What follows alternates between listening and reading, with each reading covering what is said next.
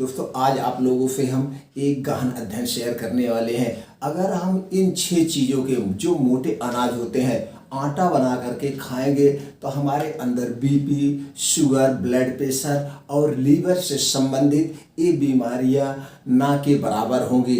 अगर हम इसको अपने लाइफ स्टाइल में किस ढंग से इसको खाना है, कितनी मात्रा में खाना है, इस आटे को हम कैसे तैयार करें, सब पे चर्चा करेंगे। जैसे कि दोस्तों पता है, एक रिसर्च में आया है कि जो मोटा अनाज होता है उसमें क्या होता है, ग्लाइसेमिक इंडेक्स की मात्रा बहुत कम मात्रा होती है, जिसकी वजह से जो है ब्लड शुगर का लेवल कम होता है। मोटे अनाज में दोस्तों फाइबर पाया जाता है और खनिज तमाम पाया जाता है, कैल्शियम पाया जाता है, आयरन पाया जाता है, विटामिन B1 पाया जाता है, विटामिन B12 पाया जाता है, सारी चीज़ें पाई जाती है। लेकिन आज हम क्या हैं, आज हम जो है बाहर के आटे खा रहे हैं और आटा इतना पतला खाने का प्रयास करते हैं कि रोटी खूब सॉफ्ट हो। लेकिन जैसे कि आप थोड़ा सा पहले चले जाइए, जो बुजुर्गों की लाइफ स्टाइल है उनके पास कभी आप बैठिएगा तो आप देखेंगे कि वो लोग पहले गांव में हुआ करता था जाता, जिसकी रोटी वो लोग खाते थे। तो जाता में क्या होता है, आटा वहाँ पे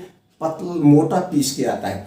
तो जब आटा मोटा पीस के आता है तो जो है आंत में जाके चिपकता नहीं है, इसलिए जो है पेट एकदम साफ होता था। पूरे हमारे बॉडी, हमारी बीमारी की जो जड़ है वो पेट से शुरू होती है।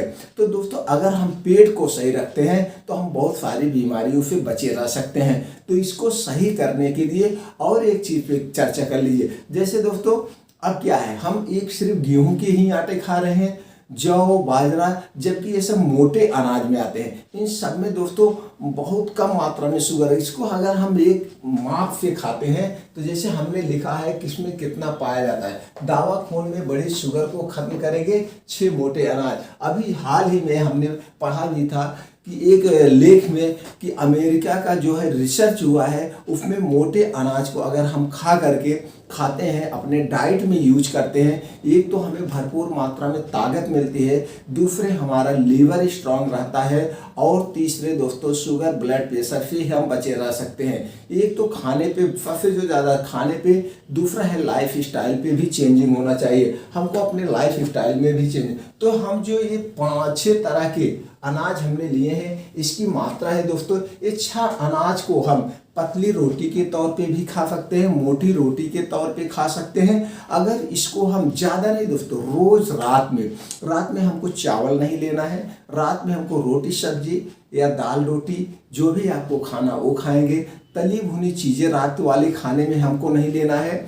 हमको और ये एक प्रयास करना है, सोने के 2 घंटे पहले ही हम अपना खाना खा ले, जिससे जो हमारा खाना है वो डाइजेस्ट हो जाए और जो हम खाना खाएं वो नाम मात्र के, यानी हमारी भूख मिट जाए, ना कि हम इतना ज़्यादा ओवर खाना खा लें हमको ढिकार आ जाए। कुछ लोग दोस्तों इतना जम के खाते हैं, ये सोचते हैं दिन के भाग दौड़ में शाम को हम ज़्यादा खाना खा लेते हैं जम के। इसमें और हमारे सलाद भी शामिल होना चाहिए। लेकिन अगर आप कुछ भी नहीं खाते हैं, 1 कटोरी सब्जी और सिर्फ इसकी 2 रोटी, 3 रोटी, अगर मोटी थोड़ी सी बना रहे हैं, कुछ लोग मोटी रोटी पसंद करते हैं, तो आटा दोस्तों ऐसे पिसवाना है इसकी पतली भी बन जाए और मोटी भी बन जाए। और इसमें 2 चीज़ ध्यान देना पड़ता है, कौन किसकी मात्रा अगर ज़्यादा हो जाएगी तो भी रोटी आपकी सॉफ्ट नहीं बनेगी। तो एक क्वांटिटी, एक मात्रा में अगर आप आटा बनाते हैं तो आपका बेस्ट होगा। जैसे जौ ले लीजिए, बाजरा, मक्का, रागी, चना, गेहूँ। अब देखिए जौ में दोस्तों बहुत सारे विटामिन पाए जाते हैं, मिनरल, फाइबर,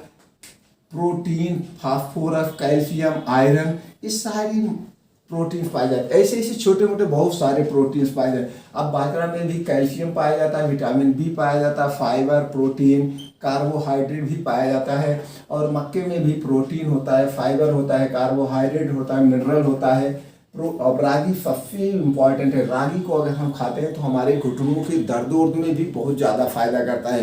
रागी में बहुत ज़्यादा ताकत होती है। और उसके बाद चना तो दोस्तों ताकत का खजाना है। जैसे दोस्तों आप गाँव में देखते होंगे, पहले भी जब छोटे रहे होंगे तो दोस्तों घोड़े को चना खिलाया जाता था। घोड़े को 1 किलो चना देते और पूरा दिन थोड़ा सा कभी भूसा दे देते थे, पूरा दिन वो सवारी ढोता है। कितना ताकत होती है। तो चने को हम सारी चीज़ों के एक मात्रा में अगर खाते हैं तो हमको जो है फ़ायदा होता है। इसमें भी कैल्शियम, खनिज, आयरन, प्रोटीन और सारे विटामिन पाए जाते हैं। गेहूं के बारे में तो आप लोग दोस्तों जानते ही हैं, फाइबर, खनिज, आयरन, विटामिन B12 ये सारे प्रोटीन्स पाए जाते हैं।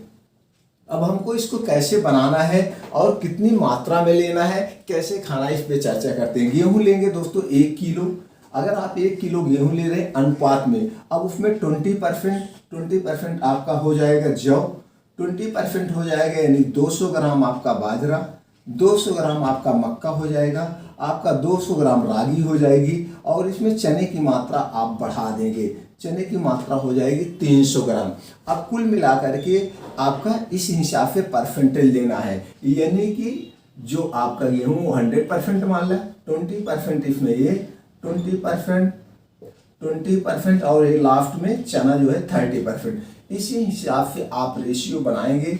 और इसको एक ध्यान और देना है, इसको बहुत मोटा नहीं पिसवाना है, इसको पतला पिसना, बहुत पतला नहीं पिसवाना, सॉरी थोड़ा मोटा ही रहेगा। तो इसको 2 तरीके से आप बना सकते हैं। जैसे आपके घर में रोटी बन रही तो रोटी पे इसको लास्ट में बनाएंगे, मोटी रोटी बना करके उसको आराम से एकदम धीमी आंच में सेक करके, इसको तावे पे ही सेकना है, गैस पे नहीं सेकना है। अगर आप तावे से, कुछ लोग क्या करते हैं तावे से उठाकर गैस पे डायरेक्ट सेकते हैं। अगर गैस पे डायरेक्ट आप सेक रहे हैं दोस्तों, आपको पता नहीं चलता, बहुत नुकसान करता। जो गैस जलती है उसका गैस का जो दोस्तों केमिकल होता है वो डायरेक्ट रोटी में लग जाता है। कितना भी जलता है आप कभी अंदाजिएगा, कोई कांच या कुछ आप पतला रखिए, वो देखिए उसके धुएं कुछ ना कुछ निकलते हैं, उसका जो है ऑक्सीजन कुछ ना कुछ निकलता है और वो रोटी पे चिपक जाता है। इसलिए गैस पे डायरेक्ट रोटी नहीं सेकना चाहिए। तावा हीट होगा उसके बाद आप रोटी सेकेंगे तो उसको पतली धीमी आंच में आप सेकेंगे। तो रात को आप, जैसे अब इसको खाना कितना है, आपका जो खुराक हो, आप किस एज में है उस पर डिपेंड करता है।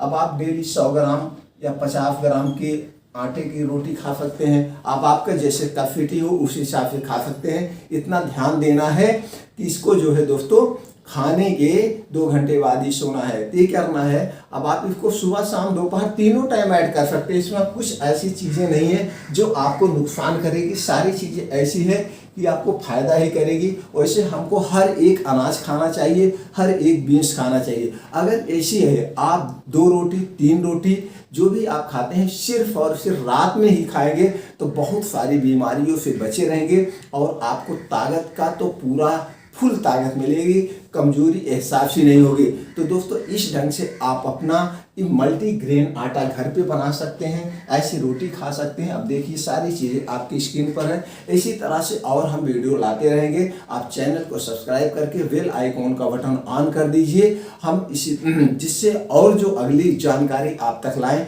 सबसे पहले नोटिफिकेशन आप तक पहुंच जाए। आपने जो अपना कीमती निकाल के हमारे विचारों को सुना और विचारों को शेयर किया, वीडियो को दूसरे तक, वो भी इस डाइट को अपनाएं और अपने आप को स्वस्थ रखते हैं। दोस्तों थैंक यू, फिर मिलते हैं नई वीडियो में नई जानकारी के साथ।